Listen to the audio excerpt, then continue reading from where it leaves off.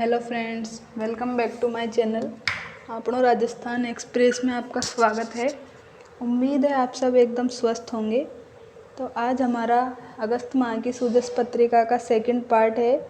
इसमें हम आज़ादी के अमृत महोत्सव के बारे में चर्चा करेंगे, जिसमें हमारे राजस्थान ने 75 वर्ष में कौन कौन सी 75 उपलब्धियां हासिल की है उसके बारे में हम इसमें चर्चा करेंगे। तो ये आपके एग्ज़ाम की दृष्टि से बहुत ही महत्वपूर्ण पार्ट है, तो आप इसको वीडियो को ज़रूर ध्यान से देखें और पूरा देखें। तो देखते हैं हम राजस्थान में हमारे आज़ादी से पूर्व बीकानेर के गंगा सिंह द्वारा निर्मित गंग नहर और जयपुर के सवाई जयसिंह द्वारा निर्मित जंतर मंतर वेधशाला, बाल विवाह के खिलाफ श्री हरबिलास शारदा द्वारा 1929 में शारदा एक्ट पारित किया गया था और इसी विरासत को आगे बढ़ाते हुए राज्य में 75 वर्षों में प्रमुख 75 मील के पत्थर शामिल किए गए हैं। तो हम देखते हैं हमारा पहला कौन सी उपलब्धि हासिल की थी। तो राजस्थान ने हमारी पहली उपलब्धि हासिल की थी सबसे पहले पंचायती राज की स्थापना करके। पंचायती राज की स्थापना कब की गई? तो ये हमारे 2 अक्टूबर 1959 को। प्रधानमंत्री कौन थे उस समय? हमारे प्रधानमंत्री थे जवाहरलाल नेहरू जी। उनके समय में की गई। और कहाँ से की गई? तो नागौर में की गई। कहाँ से की गई? नागौर में पहली बार पंचायती राज की स्थापना की गई 2 अक्टूबर 1959 को राजस्थान के नागौर जिले से की गई। नेक्स्ट हमारी दूसरी क्या उपलब्धि थी? दूसरी उपलब्धि थी राजस्थान काश्तकारी अधिनियम। राजस्थान काश्तकारी अधिनियम ये क्यों शुरू किया गया? ये किसानों को अधिकार देने के लिए और कृषि से सुधार करने के लिए शुरू किया गया। और कब से शुरू किया गया? तो ये हमारा 15 अक्टूबर 1995 में से किया गया और 2020 से 15 अक्टूबर को क्या मनाया जाने लगा? तो राजस्व दिवस के रूप में मनाने की घोषणा की गई। थर्ड उपलब्धि थी हमारी राजस्थान भू राजस्व एक्ट। ये क्यों शुरू किया गया? ये हमारी कृषि भूमि का सुव्यवस्थित रिकॉर्ड रखने के उद्देश्य से शुरू किया गया। और कब से शुरू किया गया? 23 मई 1956 को शुरू किया गया। कब से शुरू किया गया? 23 मई 1956 से शुरू किया गया। क्या शुरू किया गया? राजस्थान भू राजस्व अधिनियम। नेक्स्ट देखते हैं हम हमारी चौथी उपलब्धि क्या थी। चौथी उपलब्धि थी हमारी 1965 का भारत पाकिस्तान युद्ध, जो कहाँ पे? बाड़मेर के मुनाबाव और गडरा रोड पोस्ट से भारतीय सेना ने पाकिस्तान को हराकर जीता था। और 1971 का भारत पाकिस्तान युद्ध, ये हमारे जैसलमेर के लोंगेवाला ने भारतीय सेना ने मेजर कुलदीप सिंह के नेतृत्व में जीता था पाकिस्तान को हरा करके। और इस युद्ध में विशेष योगदान के लिए जयपुर के भवानी सिंह जी को महावीर चक्र से भी सम्मानित किया जा चुका है। तो जयपुर के भवानी सिंह जी को किस पुरस्कार से सम्मानित किया जा चुका है? महावीर चक्र से भी सम्मानित किया जा चुका है। प्रथम परमाणु परीक्षण ये कब किया गया हमारा? तो ये हमारा 18 मई 1974 को किया गया। और कहाँ से किया गया? तो ये जैसलमेर ज़िले के पोखरण से किया गया। और इसका नाम क्या रखा गया? तो इसका नाम हमारे रखा गया स्माइलिंग बुद्धा। क्या रखा गया? स्माइलिंग बुद्धा। और सेकंड परमाणु परीक्षण कब किया गया? ये हमारा 11 मई 1998 को किया गया और इसका नाम दिया गया पोखरण 2। और ये भी हमारे जैसलमेर के पोखरण से ही शुरू किया गया था। तो इन दोनों घटनाओं के बाद भारत विश्व पटल पर परमाणु शक्ति के रूप में उभर के आया था। नेक्स्ट हमारी 8वीं उपलब्धि है इंदिरा गांधी नहर परियोजना। इंदिरा गांधी नहर परियोजना ये पहले एक हमारे गंग नहर परियोजना थी। उसकी तर्ज पे पश्चिमी राजस्थान में जलापूर्ति के लिए पंजाब के हरीके बैराज से राजस्थान नहर का शुभारंभ किया गया था। और 1984 में इसका नाम चेंज किया गया और नाम चेंज किसके उस पे किया गया, तो पूर्व प्रधानमंत्री थी हमारी इंदिरा गांधी जी, श्रीमती इंदिरा गांधी के नाम पे इसका नाम राजस्थान नहर का नाम बदल कर क्या कर दिया गया, इंदिरा गांधी नहर परियोजना कर दिया गया। कौन से सन में किया गया, तो ये 1984 में किया गया। देखते हैं हमारी नवी उपलब्धि क्या है। नवी उपलब्धि है हमारी नर्मदा नहर परियोजना। नर्मदा नहर परियोजना ये कौन से बांध पे है, हमारे सरदार सरोवर बांध पर है। ये सरदार सरोवर बांध कहाँ स्थित है, गुजरात में स्थित है। सरदार सरोवर बांध गुजरात से 532 किलोमीटर लंबी नहर का निर्माण करके जालौर के सांचौर में पानी लाने के लिए शुरू की गई और ये राजस्थान की दूसरी बड़ी नहर परियोजना है। पहली तो कौन सी हमारी इंदिरा गांधी नहर परियोजना, दूसरी कौन सी हो गई, दूसरी हमारी नर्मदा नहर परियोजना हो गई। और ये क्यों शुरू की गई, ये ड्रिप सूक्ष्म सिंचाई पद्धति के लिए शुरू की गई है, ड्रॉप इरिगेशन सिस्टम के लिए शुरू की गई। नेक्स्ट आती है हमारी माही बजाज सागर परियोजना। ये कहाँ शुरू की गई, ये बांसवाड़ा ज़िले में माही नदी पर निर्मित है। जो हमारा माही बजाज सागर डैम, उस पर बनाई गई एक बहुउद्देशीय परियोजना है। और इससे क्या किया जाता है, इससे विद्युत का उत्पादन भी किया जाता है। क्या किया जाता है, इलेक्ट्रिसिटी प्रोडक्शन भी किया जाता है माही बजाज सागर डैम से। और ये बांध आदिवासियों के लिए वरदान भी है। नेक्स्ट बात करते हैं हम बीसलपुर बांध। बीसलपुर बांध कब बनाया गया, तो बीसलपुर बांध हमारा 1999 में बनाया गया। और ये कहाँ पर स्थित है, ये टोंक जिले के देवली गांव में स्थित है। और इस बांध से कौन कौन से जिलों को जलापूर्ति होती है, तो जयपुर और अजमेर जिलों को जलापूर्ति होती है ये। और कौन सी नदी पर स्थित है ये, तो बनास नदी पर स्थित है ये। नेक्स्ट हमारी आती है पूर्वी राजस्थान नहर परियोजना। ये कहाँ पर है, ये हमारी पूर्वी राजस्थान के 13 जिलों में पेयजल और सिंचाई जल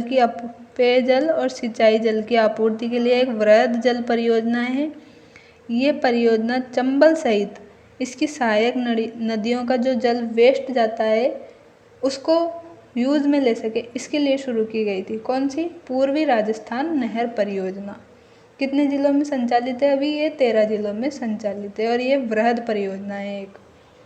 नेक्स्ट आती है हमारी रावत भाटा परमाणु ऊर्जा संयंत्र। ये कहाँ पे स्थापित है हमारा, तो ये कोटा के रावत भाटा में स्थापित है।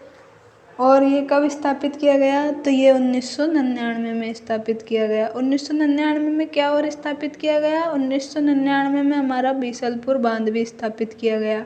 क्या स्थापित किया गया, बीसलपुर डैम स्थापित किया गया, जो कहाँ पर स्थित है, टोंक जिले के देवली गांव में स्थित है। और कौन सी नदी पर स्थित है, तो बनास नदी पर स्थित है।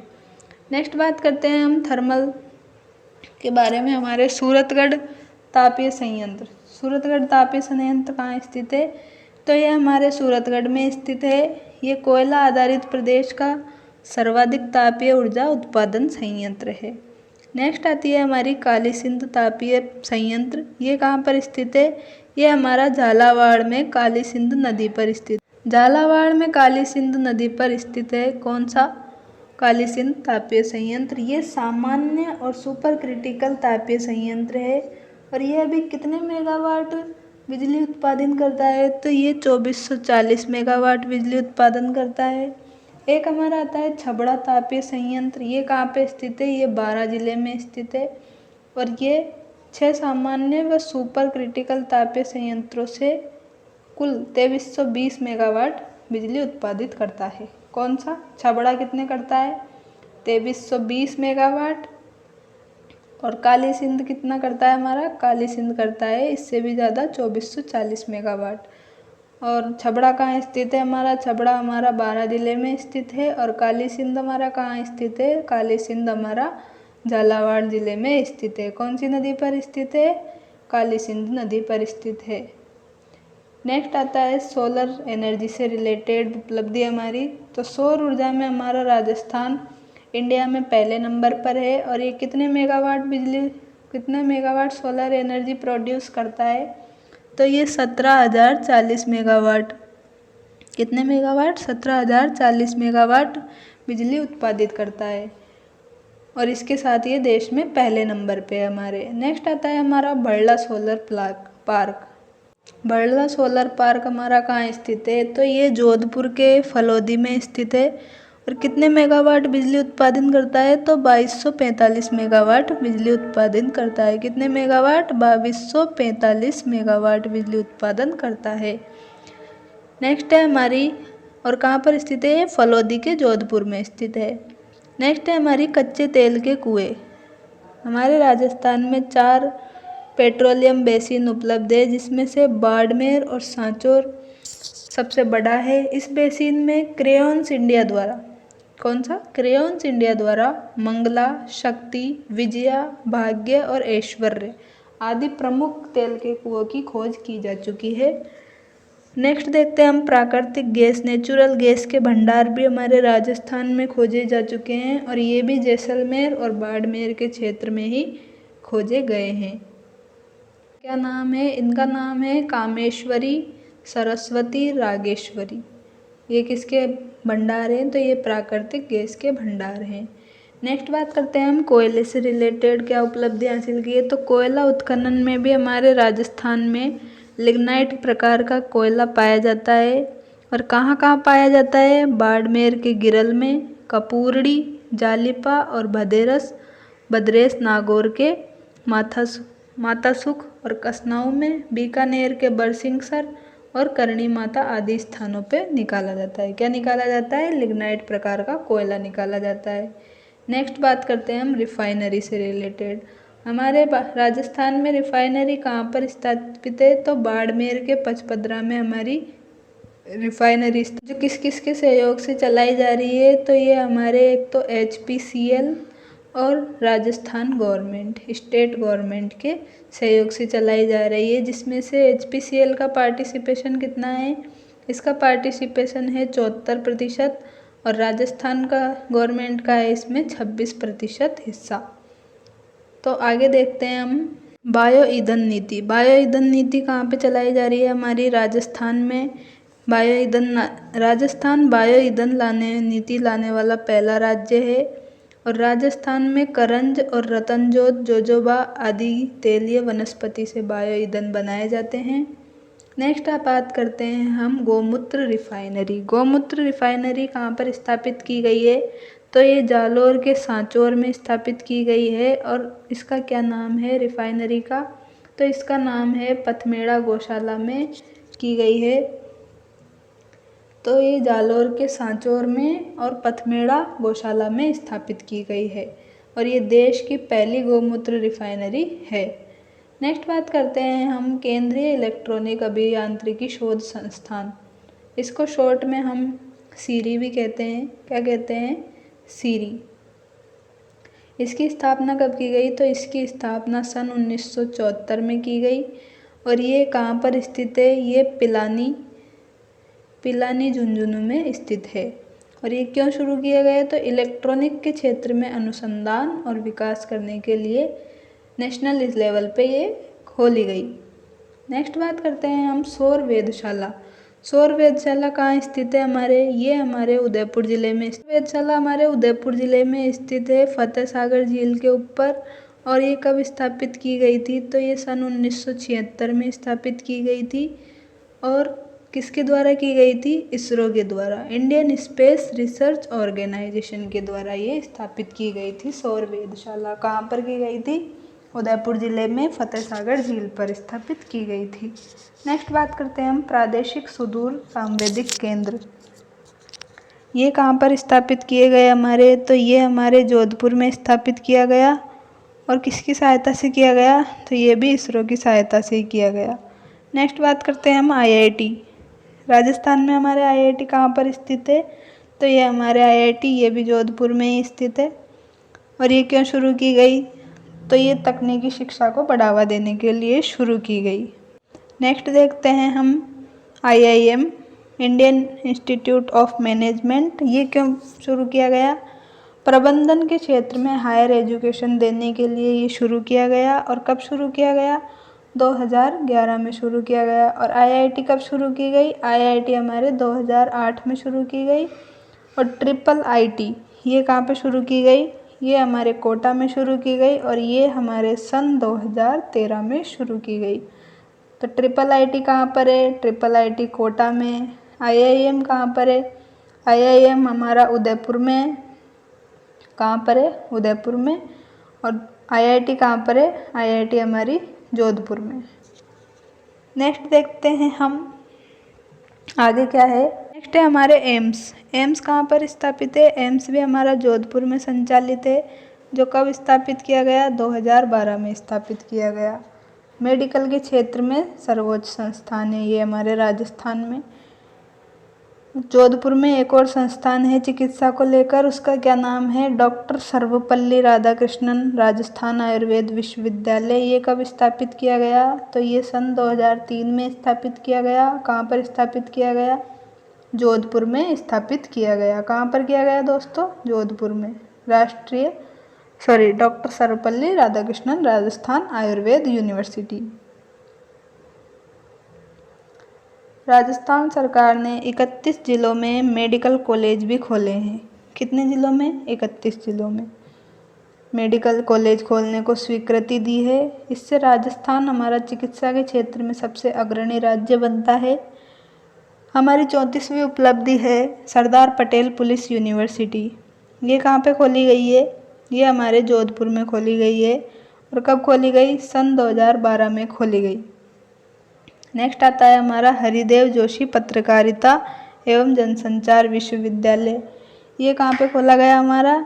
ये हमारे जयपुर ज़िले में खोली गई। और कब खोली गई? सन 2019 में खोली गई। कब खोली गई?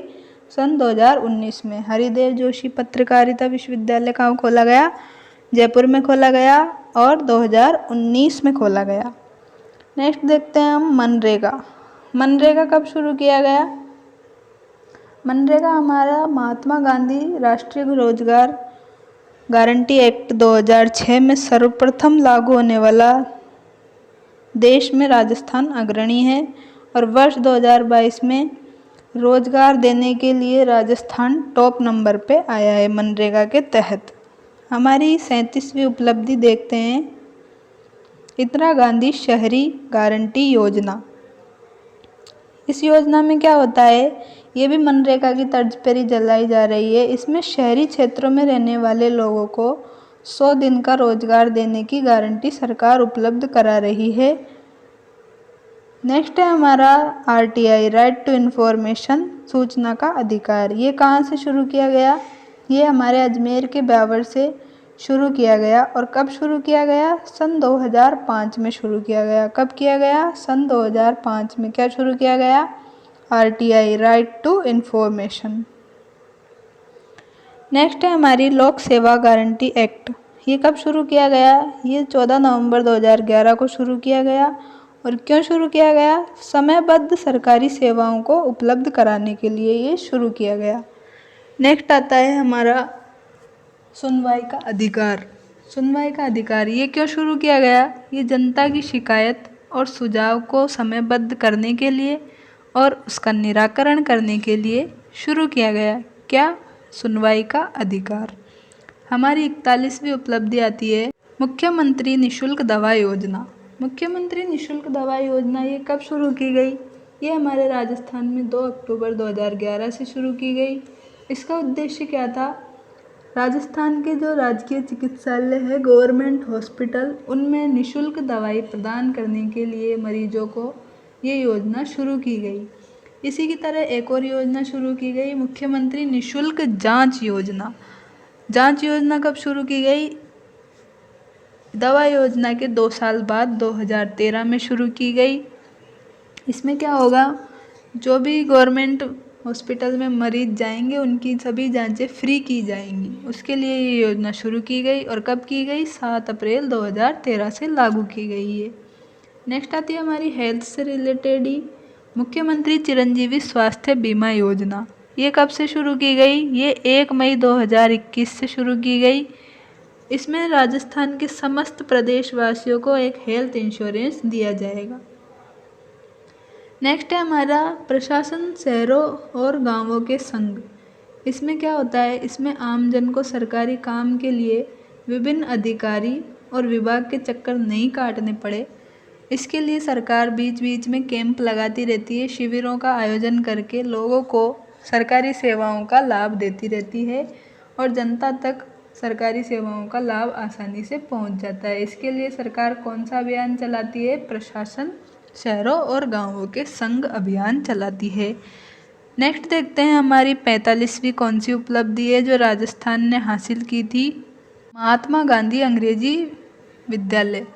ये कहाँ पे खोले जा रहे हैं? ये जो सरकारी स्कूल होते हैं उनमें पहले इंग्लिश मीडियम में पढ़ाई नहीं होती थी, तो अब इंग्लिश मीडियम में पढ़ाने के लिए सरकार बच्चों को RBSC बोर्ड द्वारा इंग्लिश मीडियम स्कूल्स बनाए जा रहे हैं, जिनका नाम क्या रखा गया है? Mahatma Gandhi English medium schools.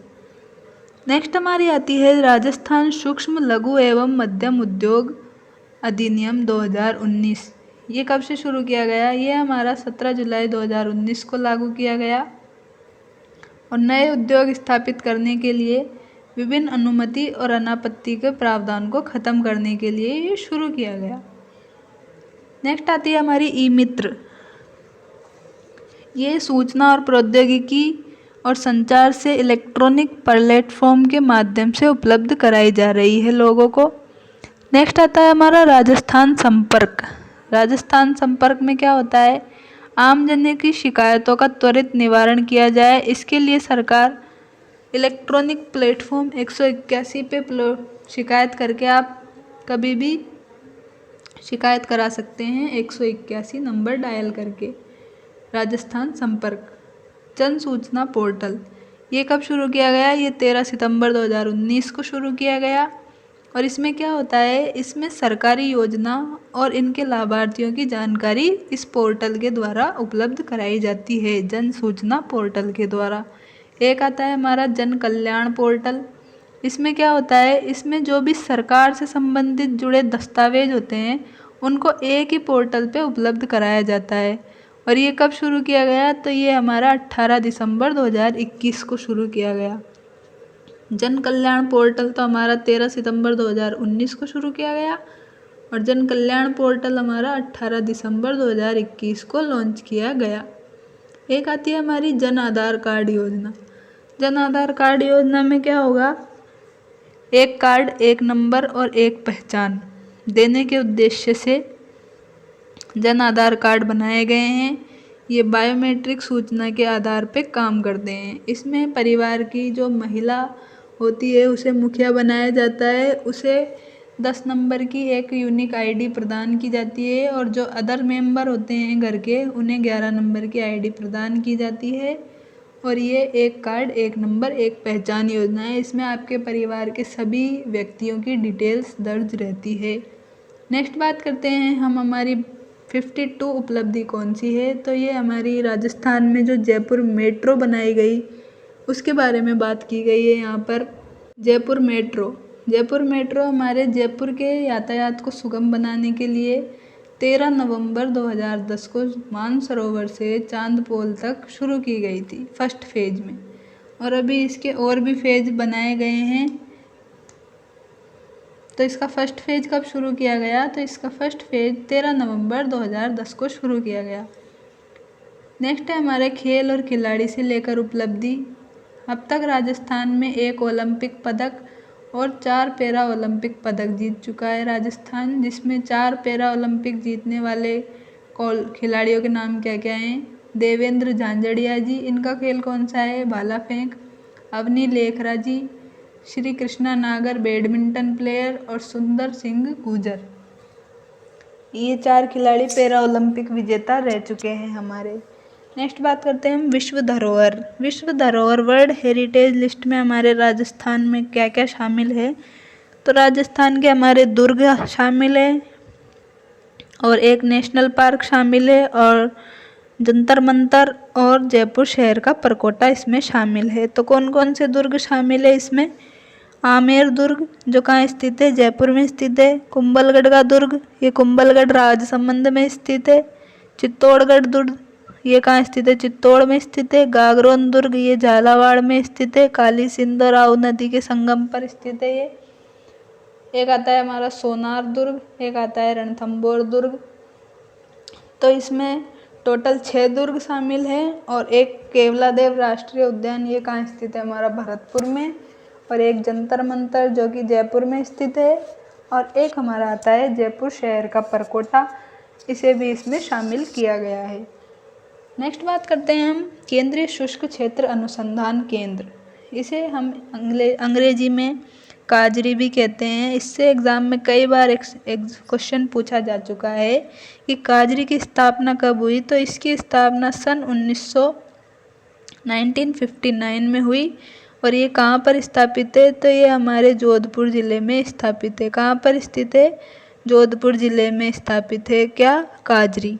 और ये शुष्क वनस्पति विकास के लिए स्थापित किया गया है। केंद्रीय भेड़ और अनुसंधान विकास केंद्र कहाँ स्थित है हमारा, तो ये हमारे टोंक के अविका नगर में स्थापित है। नेक्स्ट बात करते हैं हम राष्ट्रीय बीजीय मसाला अनुसंधान केंद्र, ये कहाँ स्थित है हमारा, ये हमारा तबीजी अजमेर में स्थित है। और कृषि और बागवानी के क्षेत्र में अनुसंधान और विकास करने के लिए ये बनाया गया है। क्या बनाया गया है, राष्ट्रीय बीजीय मसाला अनुसंधान केंद्र। ये एग्जाम में कई बार ये एग्जाम में क्वेश्चन पूछा जा चुका है कि राष्ट्रीय बीजीय मसाला अनुसंधान केंद्र कहाँ पर है, तो आपका जवाब होगा तबीजी अजमेर। नेक्स्ट बात करते हैं राष्ट्रीय राई सरसों अनुसंधान केंद्र, ये कहाँ पर स्थित है, ये सेवर भरतपुर में स्थित है। और कब स्थापित किया गया, तो 20 अक्टूबर 1993 को स्थापित किया गया ये। और राजस्थान का पहला कृषि budget, agriculture budget of Rajasthan कब घोषित किया गया पहली बार, तो सन 2022-23 में घोषित किया गया। और क्यों किया गया, कृषि और किसान की महत्वपूर्णता, importance of agriculture and farmer के लिए ये घोषित किया गया इस बार अलग से। वन संरक्षण के लिए हमारे राजस्थान में क्या क्या हो रहा है, तो वन संरक्षण के लिए राजस्थान में हमारे 3 तो नेशनल पार्क हैं और 27 अभ्यारण्य हैं। कितने, 27 तो अभ्यारण्य हैं और 3 नेशनल पार्क राजस्थान में हैं। 3 नेशनल पार्क कौन कौन से हैं, 3 नेशनल पार्क है हमारे रणथंभौर नेशनल पार्क, केवलादेव और मुकुंदरा हिल्स नेशनल पार्क। और अब एक चौथा और बनाया जा रहा है, कौन सा, रामगढ़ विस्तारी नेशनल पार्क। नेक्स्ट बात करते हैं हम बाघों के संरक्षण के लिए रणथंभौर, सरिस्का, मुकुंदरा और रामगढ़ विस्तारी टाइगर रिजर्व बनाए जा रहे हैं। पैंथर संरक्षण के लिए कार्य करने वाला राजस्थान पहला राज्य बना है और अभी वर्तमान में राजस्थान पहले नंबर पर है। और दिल्ली मुंबई औद्योगिक गलियारा, ये राजस्थान में विकसित किया जा रहा है और 39% ये राजस्थान से गुजरता है। राजस्थान में इस गलियारे पर 5 औद्योगिक क्षेत्र और निवेश क्षेत्र विकसित किए जा रहे हैं। 5 औद्योगिक क्षेत्र और निवेश क्षेत्र इस गलियारे पर विकसित किए जा रहे हैं। नेक्स्ट बात करते हैं हम हिंदुस्तान कॉपर लिमिटेड, ये कहाँ पर स्थित है, हमारी झुंझुनू खेतड़ी में स्थित है। और कब की गई, इसकी स्थापना की गई, इसकी स्थापना सन 1967 में झुंझुनू के खेतड़ी में की गई। और हिंदुस्तान साल्ट्स लिमिटेड, इसकी स्थापना सन 1958 में जयपुर के सांबर में की गई। तो कॉपर लिमिटेड की तो 1967 झुंझुनू खेतड़ी में, और साल्ट्स लिमिटेड की 1958 में जयपुर के सांबर में की गई, नमक के विशाल भंडार से नमक उत्पादन के लिए। नेक्स्ट आती है हमारी निर्यात संवर्धन एवं औद्योगिक पार्क, इसे हम इंग्लिश में EPIP भी कहते हैं। और ये किसके द्वारा विकसित की जाती है, ये हमारे रीको के द्वारा विकसित की जाने वाली एक संस्था है। और ये कहाँ पर संचालित है अभी, ये हमारे राजस्थान में 3 जगह पर संचालित हो रही है अभी। तो जयपुर में तो ये सीतापुरा में है, जिसे हम सीतापुरा इंडस्ट्रियल एरिया भी कहते हैं। आप सब में से बहुत सारे लोग जानते होंगे जो जयपुर में रहते हैं, सीतापुरा एरिया। और जोधपुर के बोरानाडा में स्थित है और अलवर के नीमराणा में स्थित है। तो 3 कौन कौन सी जगह पे EPIP स्थित है, जयपुर के सीतापुरा, जोधपुर के बोरनाडा और अलवर के नीमराणा में किसके द्वारा विकसित किए गए हैं? रीको के द्वारा विकसित किए गए हैं। नेक्स्ट आते हैं हमारे जापानी पार्क। ये भी रीको के द्वारा ही विकसित किए जाते हैं और ये अलवर के नीमराणा में स्थापित है। नेक्स्ट बात करते हैं हम शिक्षा से रिलेटेड। पहले हमारे राजस्थान में केवल आज़ादी के समय 5,657 स्कूल थे। कितने स्कूल थे? 5,657 ही स्कूल थे। लेकिन अब बढ़कर इनकी संख्या कितनी हो गई है? तो अब इनकी संख्या बढ़कर 1,31,089 हो गई है। और उस समय केवल एक ही यूनिवर्सिटी थी और अभी वर्तमान में कितनी यूनिवर्सिटी है? वर्तमान में हमारे राजस्थान में तब केवल एक ही कॉलेज था और अभी वर्तमान में 51 कॉलेज संचालित हैं। और पहले हमारे 27 विश्वविद्यालय थे।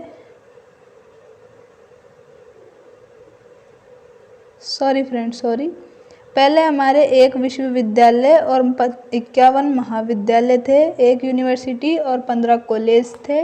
लेकिन अब प्रेजेंट में तो 27 तो यूनिवर्सिटी हैं और 2,413 कॉलेज हैं। कहाँ पर? राजस्थान में। तो शिक्षा के क्षेत्र में भी हमारे राजस्थान में काफ़ी तरक्की हुई है। नेक्स्ट बात करते हैं हम साक्षरता से रिलेटेड। पहले बहुत ही कम साक्षरता दर थी आज़ादी के समय में, 8.02% थी और 2011 में बढ़कर कितनी हो गई? 66% हो गई है। नेक्स्ट बात करते हैं हम चिकित्सा से रिलेटेड। चिकित्सा से रिलेटेड भी राजस्थान ने बहुत सी तरक्की की है। पहले हमारे राजस्थान में 1951 में केवल 234 ही हॉस्पिटल थे और अब बढ़कर कितने हो गए हैं? तो अब 7,469 हो गए हैं। इसी का परिणाम है कि लोगों का जीवन स्तर सुधरा है, औसत आयु में भी वृद्धि हुई है। और राजस्थान ने चिकित्सा से रिलेटेड एक हेल्थ इंश्योरेंस, मुख्यमंत्री चिरंजीवी बीमा योजना, भामाशाह योजना, बहुत सारी योजनाएं भी चलाई है। इससे हमारे राजस्थान में हेल्थ से रिलेटेड बहुत ही अच्छी सुविधाएं उपलब्ध कराई जा रही हैं। नेक्स्ट बात करते हैं हम सिंचाई से रिलेटेड। सिंचाई के क्षेत्र में भी राजस्थान में 10 गुना से अधिक वृद्धि दर्ज की गई है। और खाद्यान्न को लेकर भी 1951 में 29.46 लाख मीट्रिक टन उत्पादन होता था। लेकिन अब 2020-21 में कितना हो गया? बढ़कर 269.09 लाख मीट्रिक टन हो गया है। और विद्युत के क्षेत्र में भी हमने बहुत तरक्की की है। पहले हमारे यहाँ पर केवल 8 मेगावाट ही बिजली उत्पादित की जाती थी और अभी बढ़कर कितनी हो गई है? 23,454 हो गई है। 23,454 मेगावाट क्षमता के साथ अब सभी शहर और लगभग सभी 99% गांव बिजली से जुड़ चुके हैं। और सड़कों में भी हमारे राजस्थान ने बहुत वृद्धि की है। अब हर गांव में लगभग सड़क बनी हुई है और यातायात के साधन भी पर्याप्त मात्रा में उपलब्ध हैं। बस सुविधा, रेल सुविधा, हवाई जहाज़ सुविधा बहुत ही आसानी से उपलब्ध है। हमारे राजस्थान में एयरपोर्ट भी हैं, कई हवाई अड्डे स्थापित हैं, जिसमें से सबसे ही प्रसिद्ध हवाई अड्डा है हमारा जयपुर का सांगानेर हवाई अड्डा। और अन्य कौन कौन से ज़िलों में हवाई अड्डे हैं? तो जोधपुर में है, एक हमारा उदयपुर में, एक कोटा में, जैसलमेर, बीकानेर और किशनगढ़। तो 7 ज़िलों में अभी हमारे राजस्थान में हवाई एयरपोर्ट हैं।